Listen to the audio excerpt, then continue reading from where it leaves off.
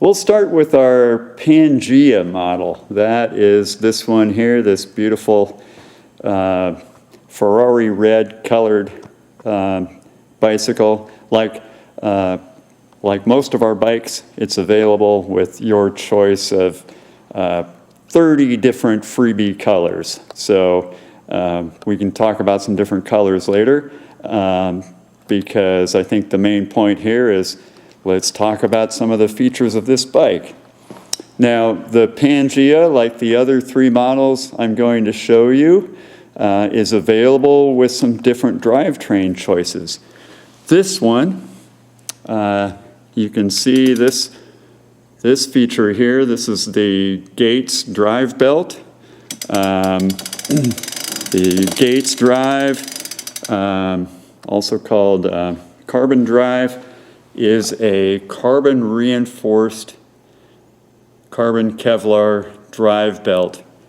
Gates is the company that you may know from the automotive industry. They make Harley-Davidson drive belts. They probably made the timing belt in your car's overhead cam timing belt.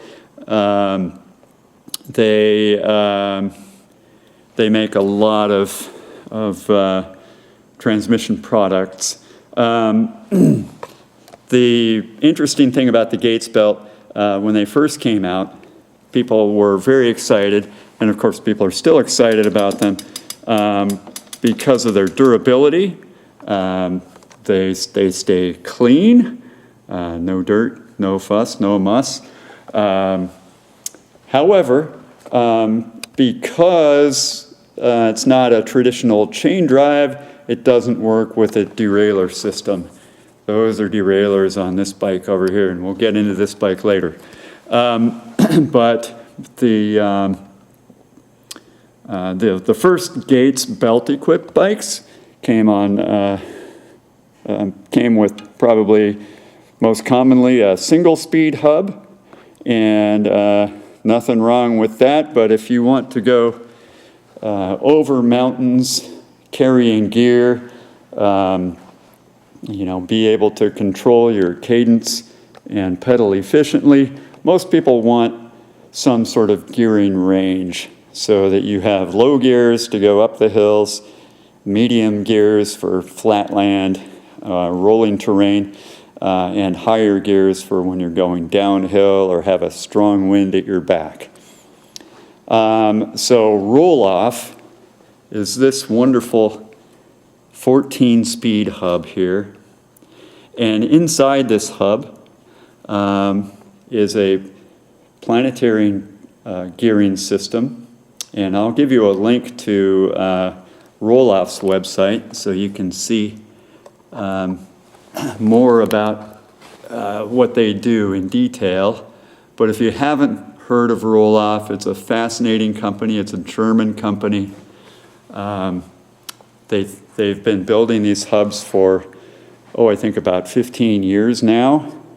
The technology is similar to what you might have had on an old bike if you ever had a 3-speed or maybe a 5-speed internally geared hub. You might have had the trigger type shifter on your old 3-speed if you had an English 3-speed built in, say, the 1950s, 60s, or 70s. They were very common. However, as you might expect from German engineering, the Rohloff hub is much more sophisticated than that, and they have extensive experience now. Many people have gone 100,000 miles or more on one of these hubs with virtually no maintenance issues whatsoever. They do have oil inside, so the mechanism operates in an oil bath. The oil is to be changed once a year, once every 10,000 miles or so, whichever comes first. And believe me, some people do put that kind of mileage on their touring bicycles. Other features of the Pangea, and again, you can choose different drivetrains for this bike. The one I'm showing you here has the roll-off hub, but you can choose it with the SRAM 2x10 setup like this bike has, or even the pinion drivetrain, which we'll get into later, that I'm showing on this Divide model over here. So we'll talk about those bikes later. Other features that this bike has, all of our touring bikes are set up for racks. You'll see a double eyeleted dropout here, the mid-fork braze-on for a lowrider type rack, threaded boss for fenders or high mount front rack.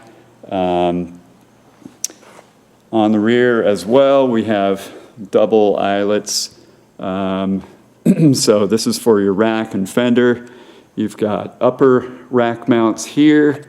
This is for fender mount. You see down here in the yoke, there's a fender boss as well. See if we can focus in on that. So designed for fenders to mount easily, lots of clearance. This is a 26 by 1.9 tire mounted on this bike.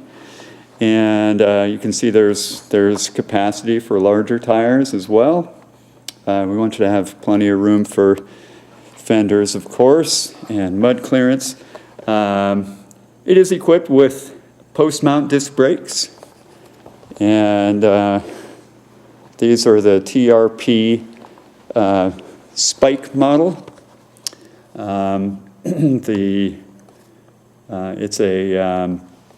It's considered dual cylinder because when the brake is activated, it pulls the brake shoes in on both sides of the rotor. So that makes it a powerful brake that applies evenly.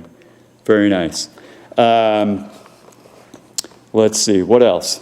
This is the shifter for the roll-off hub. The indicator here aligns the gear number. See if I can get this focused a little better here. Here we go. You turn this and it shifts into the next gear. And one of the things that's nice about a hub gear like this is you can shift as you're pedaling, you can shift when you're coasting, you can shift when you're at a dead stop. So it's quite remarkable. A little bit different from a derailleur system in that in the scenario where you have gone very quickly down a hill, perhaps fully loaded with all your gear, you come to an abrupt stop for a light or stop sign, and there's a hill in front of you. Well, what do? If you have a derailleur system, it's very difficult to shift down quickly, but if you have a roll-off Speedhub like this bike is equipped with, you simply grab your shifter, shift all the way down to the first gear if you like. Or maybe you just want to shift down a couple of gears, be in a middle gear. You can do that, and when you start out, you're in the gear you wanted. The gear is indicated by this spot here indicating the gear number. The shifting is very linear.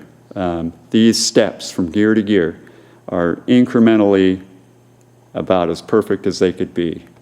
So the difference between the first gear and the second gear and the 13th gear to the 14th gear and so on through the shifting is very, very even.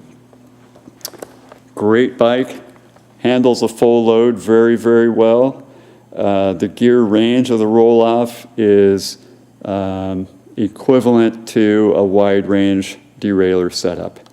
This bike has a low gear of about 18 inches and a high gear of about 90 inches. So that's very comparable to most derailleur systems, and very suitable for touring.